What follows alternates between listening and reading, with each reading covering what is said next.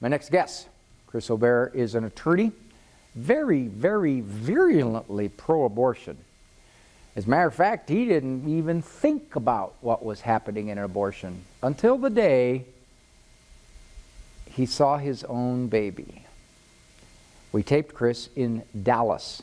Presently, right now, we are in the studios of Walsh University on campus in North Canton, the Mother Angelica Studios. This interview was pre-recorded at an earlier date when we did the program down in Dallas.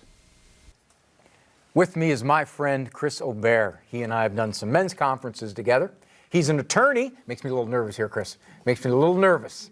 Thanks for coming, man. My pleasure. Thanks for having me. Hey, I found out that you are in a chapter of Patrick Madrid's new book on life, people who came to life from a pro-abort perspective. Tell me about that. Big time. And I was 37 years old, culturally Jewish. I was raised Jewish. I was kind of like one of those C&E Christians. I was the High Holy Day Jew. Okay. And the last time I was ever in temple was my bar mitzvah when I was 13 years old. Not for any reason other than we didn't go. That's what you do when you're 13. Part of our life. Yeah, so got a bar mitzvah. I never went back. I'm not proud of that. It just is what it is. And I kind of had the light go off at 37 years old when I got married. My wife came home saying she was pregnant. I was very happy about this. But the funny part was, previous to that, I had had 2 abortions. I'm not proud of this. It's just the way it was in my life. You didn't think anything of it. I bought the big abortion lie. It's a woman's body. Who am I to say? Just a glob of tissue. So I remember vividly going to the doctor's office with my wife for the first abortion, for the first ultrasound, about 2 months pregnant. And if you'd asked me at that minute, are you pro-life or not? I said, of course I'm pro-choice because I'm 37. I've got 2 degrees. I'm fairly smart guy. I don't mean to be immodest. I'm a fairly smart guy. Of course I'm pro-choice. Everybody's pro-choice. It's just a glob of tissue. And I'm in the waiting room, and I'm looking at the wall. They have one of those developmental charts on the wall. 18 days this and 2 weeks that. No one ever showed me that sign before. So what is this? Wait a minute, you're 37-year-old educated, bright guy, and you didn't know these developmental... No one ever told me. No one ever told me. I never heard any of the pro-life arguments because it's not my body. What do I care?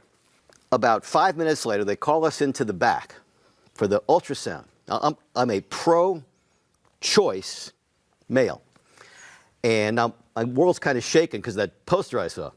So we go in the back, and we're doing the ultrasound, first ultrasound, very excited. And it was almost like God punched a hole in the ceiling, grabbed me by the head. I audibly said, I want to meet the person who says that's not a baby, because you want to know what? That's a baby. Instantaneously, I was pro-life. Instantaneously. So that was neat. The bad part was I've now got to deal with the fact that I killed 2 of my own kids years earlier. Well, somebody would say you didn't kill them. Somebody would say you stood by and watched, or you were even unaware. Well, I was aware of both times. I stood by and watched happily because I bought the lie.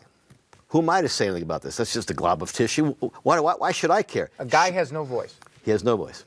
He should, though, because in every single abortion, every one of them, there's 2 people, a father and a mother.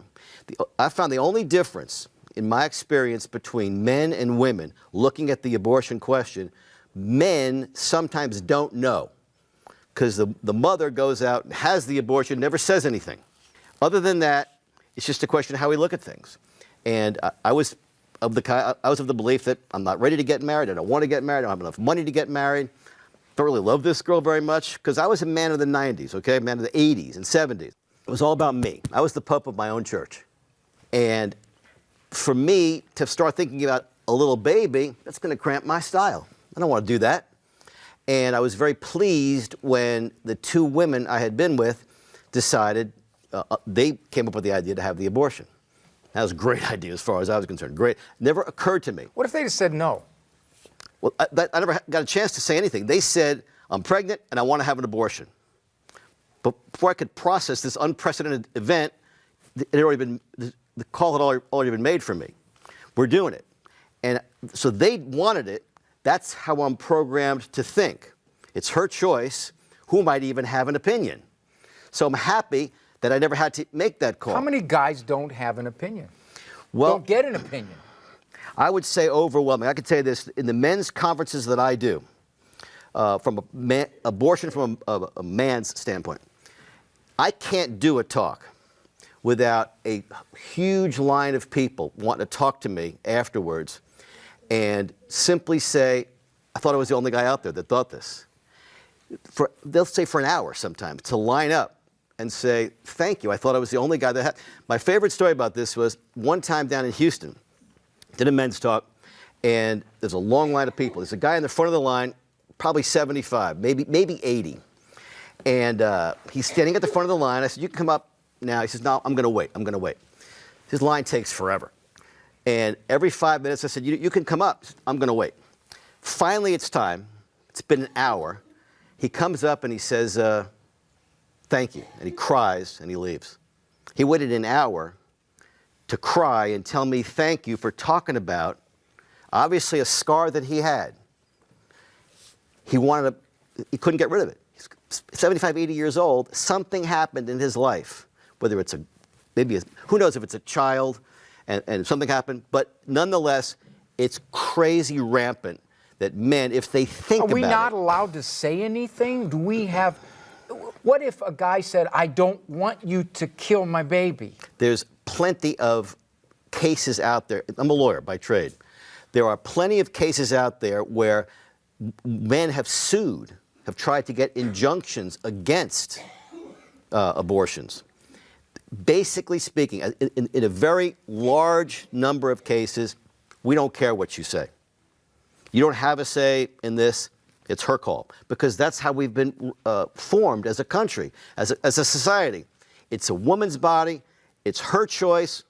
That's it. Any sign, okay, you know as well as I do, at one point it was automatic. Mom gets custody in a divorce. Automatic, no questions asked. That's kind of shifted. Any sign that there's little cracks in this monolithic view? It's not shifted as much as you think. I think that there's what's called a rebuttable presumption. When you start these kinds of cases, these kinds of situations where we're now going to get divorced, or we're not going to get divorced, but I don't want the baby, but I do want the baby. The first thought from most courts is, we're going to give it to the mother, unless there's a reason not to give it to the mother. So it's called a rebuttable presumption. We start off leaning toward her. Now, if you can show me she's on drugs or whatever, she beats the other kids, whatever, then you have more of a chance now than you used to.